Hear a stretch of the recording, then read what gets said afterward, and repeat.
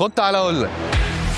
صعب جدا في اليومين اللي مليانين عربيات كتير دول ان الجمهور يتفق على عربيه واحده، بس شوف بقى يا اخي الجمهور اتفق ان دي احلى واسرع سيدان وصلت مصر في الفتره الاخيره. الجي سي امباو طبعا غنيه عن التعريف وقلب الدنيا، ويمكن هي السبب ان المصريين يعرفوا يعني ايه جي سي اساسا، مع ان جي سي بتعمل عربيات من 1954، بقى لهم 72 سنه بيعملوا عربيات. خلي بالك ده بالمعايير الصينيه قديم حبتين يعني. طبعا السر اللي حيرنا في الامباو انها عربيه سريعه بشكل مش طبيعي، 4 سلندر 1500 سي سي تربو، 170 حصان، 270 نيوتن، متوصل بفتيس اوتوماتيك ديول كلاتش من 7 نقلات ويت بصوت اكزوست مش طبيعي. سمعهم بقى كده. تعالى بقى كده. اكسلريشن من 0 ل 100 في 6 ثواني و9 من 10. ارقام مرعبه يعني، ومصنفه انها ارخص اسرع عربيه سيدان في مصر بسعر بيبدا من 995 الف جنيه.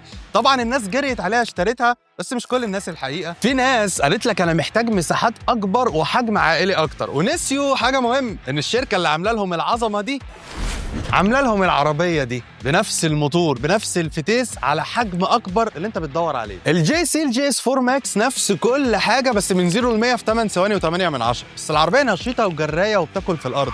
اسالني انا مجرب العربيتين وسعرها مش بعيد عن دي. واللي بيميز العربيتين بقى هو الامان، فول اداس سيستم، والعربيه دي فيها 6 ايرباج ودي فيها 8 ايرباج، وابل كار بلاي واندرويد اوتو في العربيتين، وشاحن وايرلس هنا 50 واط، وشنطه بتفتح وتقفل كهرباء 638 لتر. انسى انك تلاقي الحجم ده في السعر ده.